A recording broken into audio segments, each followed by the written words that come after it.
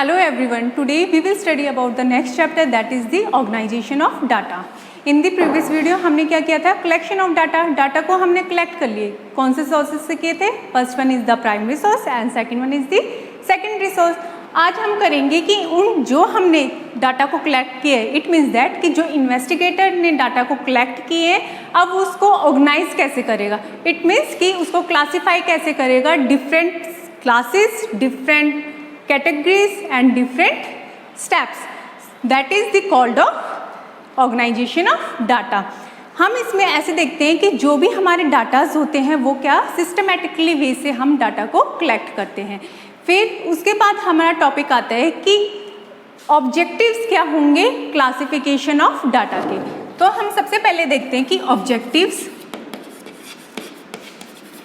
Objective क्या क्या होंगे हमारे क्लासिफिकेशन ऑफ डाटा के. सबसे पहले होगा कि simple and the brief. Simple and brief it means that कि जो भी हमने डाटा को कलेक्ट किया है वो क्या होना चाहिए, सिंपल होना चाहिए एंड द इन ब्रीफ में होना चाहिए. ज़्यादा लेंथी प्रोसेस में हमें डाटा को कलेक्ट नहीं करना. अगर हम डाटा को ज़्यादा लार्ज वे से कलेक्ट करेंगे तो जो हमारा कंक्लूजन होगा एट द एंड वो क्या होगा, रॉन्ग होगा.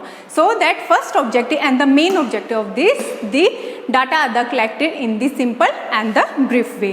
सेकेंड वन आता है कि attractive and effective.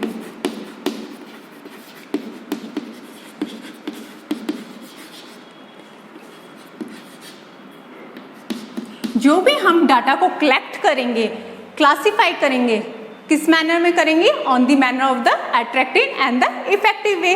Then the classification make the data more the effective and the reliable. Third one आता है कि जो भी हमारे डाटा होने चाहिए उसमें क्या होनी चाहिए, क्लैरिटी होनी चाहिए. अगर डाटा में क्लैरिटी ही नहीं होगी तो क्या होगा कि जो भी हमारा रिजल्ट आएगा वो क्या होगा, रॉन्ग होगा. सो इट मीन्स दैट कि the main focus of the collection of the data in the clarity. So this is the very important terms that for the collection of the या फिर organization of data. उसके बाद next step आता है कि जो भी हमारे डाटा होंगे उसको अरेंज कैसे करेंगे हम, systematic arrangement. Systematic and the scientific arrangement.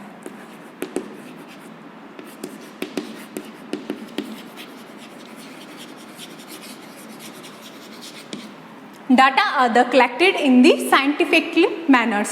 It means that they are the classification. The further makes the data more the reliable and the accurate. So these are the objectives of the organization of data या फिर classification of data. उसके बाद हमारा next topic आता है कि what are the methods of the classification of data. कितने methods होते हैं या फिर हम basis भी बोल सकते हैं उसको कि क्या क्या basis होते हैं classifications की.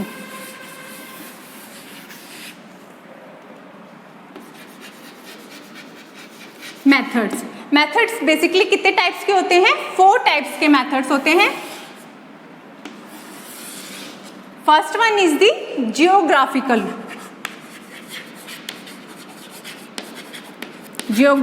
मेथड. सेकेंड वन हमारा आता है chronological method.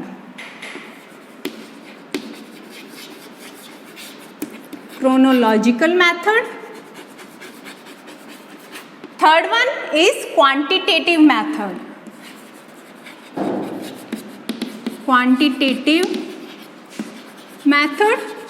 And fourth one is the qualitative method.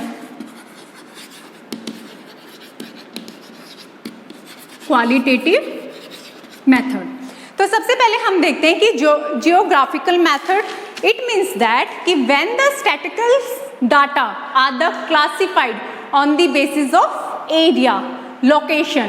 So that is the called of geographical method. जिसकी हम डाटा क्लासिफाइड करते हैं किसके बेस पे, एरिया के बेस पे या फिर लोकेशन के बिहाफ पे जो भी हम डाटा को क्लासिफाइड करते हैं, that is the called of the geographical data.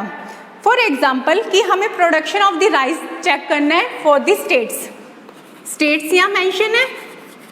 कौन से, first one is Punjab, second one is UP, MP and other states. उसमें हम देख रहे हैं कि प्रोडक्शन ऑफ राइस कितना हो रहा है. प्रोडक्शन चेक कर रहे हैं कि यूपी में कितना हो रहा है, 17, एमपी में 10, 8 is the other state and the Punjab में 20. Okay, so these are the example of the geographical method. Next आता है कि क्रोनोलॉजिकल मैथड. क्रोनोलॉजिकल मैथड कौन सा मैथड होता है जिसमें हम डाटा को क्लासिफाइड करते हैं on the basis of the time. Time के बिहाफ पे जो भी हम क्लासिफाइड करेंगे डाटा को, that is the called of the chronological method. Example क्या होगा क्रोनोलॉजिकल का? फॉर एग्जाम्पल कि हमें कोई सेल्स चेक करनी है ऑफ द डिफरेंट कंपनीज की या फिर फर्म्स की, तो हम देखते हैं कि 2016 से लेके 2018 तक कितनी सेल हुई एक कंपनी की. फर्स्ट इन द 2016 में सेल कितनी हुई हमारी कंपनी की? 80 लाख. 2017 में सेल कितनी हुई? That is 90 lakh. एंड 2018 में कितनी हुई? That is 95 lakh. So these example of the show off the chronological method. इसमें हमने क्या क्लासीफाई किया? जो भी हमारे डाटाज होते हैं उनको क्लासीफाई किया on the basis of the time. Third method आता है हमारा क्वांटिटेटिव मेथड्स. क्वांटिटेटिव मेथड्स कौन सा मेथड्स होता है जिसमें हम डाटा को क्लासीफाई करते हैं on the basis of numerical terms. Numbers में जो भी हम डाटा को प्रेजेंट करते हैं that is the called of quantitative methods. तो क्वांटिटेटिव मेथड्स का हम एग्जांपल देखते हैं कि क्या होता है. फॉर एग्जांपल कि नंबर ऑफ कंपनीज गिवन है हमें और हमें चेकआउट करना है कि उन नंबर्स ऑफ कंपनीज की एनुअल प्रॉफिट कितना आता है. सो एनुअल प्रॉफिट यहाँ मेंशन कर देंगे and the number of companies. अब देखते हैं कि 0 से लेके 1 लाख के बीच में कितने नंबर ऑफ कंपनीज की एनुअल प्रॉफिट आई? 12. 1 lakh to 2 lakh that is 15 and 2 lakh to 3 lakh के बीच में that is 17.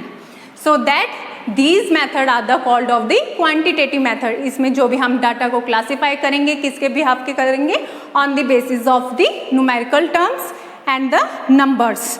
And fourth one and the last method that is called the qualitative method. Qualitative methods कौन सा मेथड होता है? जहाँ पे हम डाटा को क्लासीफाइड करते हैं on the basis of quality या फिर एट्रीब्यूट्स. उनके बिहाफ पे जो भी हम डाटा को क्लासीफाई करेंगे that is the called of qualitative method. For example हम देखते हैं कि लेवल ऑफ एम्प्लॉयमेंट चेकअप करते हैं कि लेवल ऑफ एम्प्लॉयमेंट क्या है.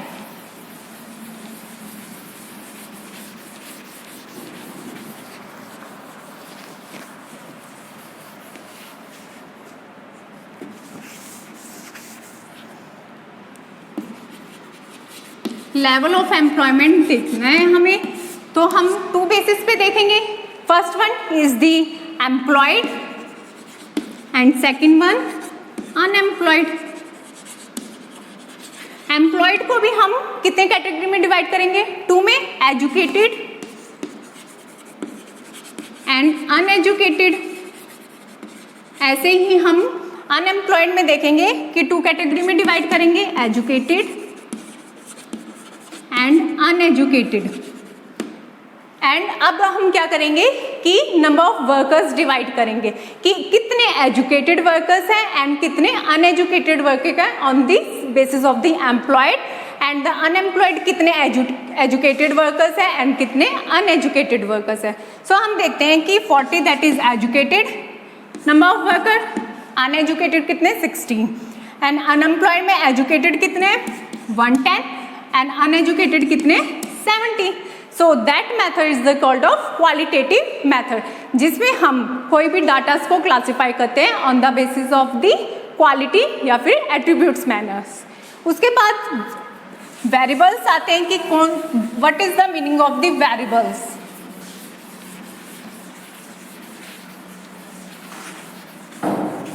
वेरिएबल्स क्या होते हैं? जो चेंज होते हैं. ऐसी स्टैटिकल यूनिट्स होती हैं which can be the change from the time to time, from place to place. Variables क्या होंगे? जो चेंज होते हैं time to time and the place to place. For example कि क्लास 9th है, उसमें नंबर ऑफ स्टूडेंट्स का weight measure करना है. So the weight of the measure are the called of the variables. जो वेरिएबल क्या होता है? कांस्टेंट नहीं होता, वेरिएबल हम चेंजेबल होता है. So that is the called of the variable. उसके बाद हम देखते हैं कि जो हमारे वेरिएबल्स होते हैं can be the divided into the 2 parts. First one is the discrete variable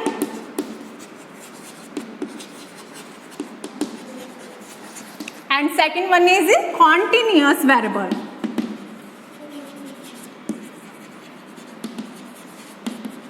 अब हम देखते हैं कि डिस्क्रीट वेरिएबल्स कौन से होते हैं एंड द कॉन्टिन्यूअस वेरिएबल कौन से होते हैं। डिस्क्रीट वेरिएबल्स कौन से होते हैं जो हमें किसमें नंबर्स में शो होते हैं। In the discrete variable fractions value and the decimal value can not be the measured.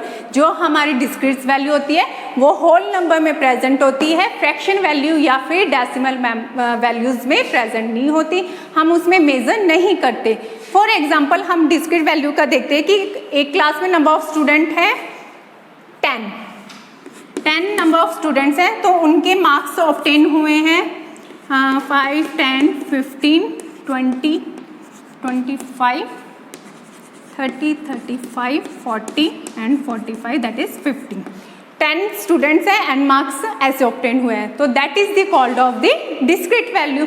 इसी हम डिस्क्रीट वैल्यू जो होती है उसको फ्रैक्शन में या फिर पॉइंट डेसिमल 8.9 या 1/1/4 ऐसे हम प्रेजेंट नहीं करते।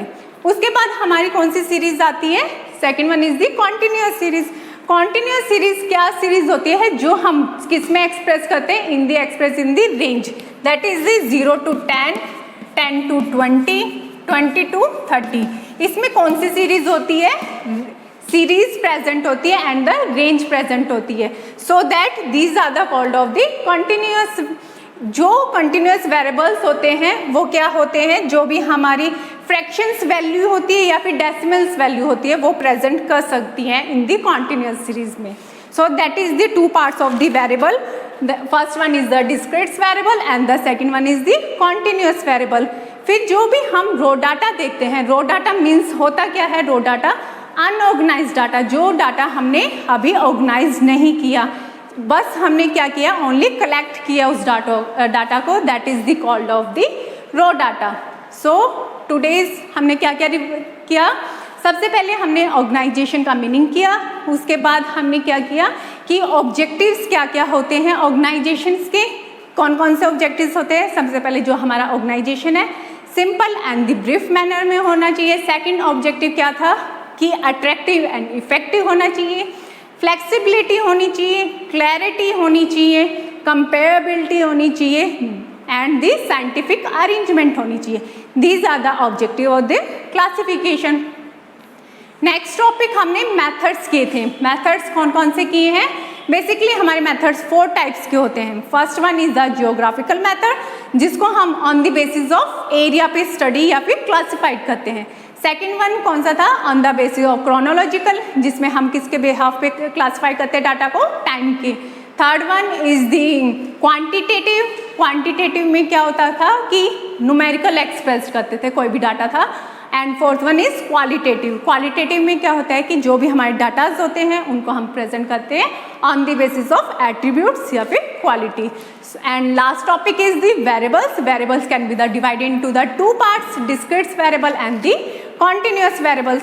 डिस्क्रीट वेरिएबल्स कौन से होते हैं, जो होल नंबर में प्रेजेंट होते हैं, फ्रैक्शंस या डेसिमल्स वैल्यू में ये प्रेजेंट नहीं होते। On the other side continuous variables कौन से होते हैं, जो एक सीरीज में रिप्रेजेंट होते हैं या फिर रेंज में रिप्रेजेंट होते हैं, और इसमें decimals and the fraction value को हम मेंशन कर सकते हैं। So today's topic is completed, revise this topic, thank you.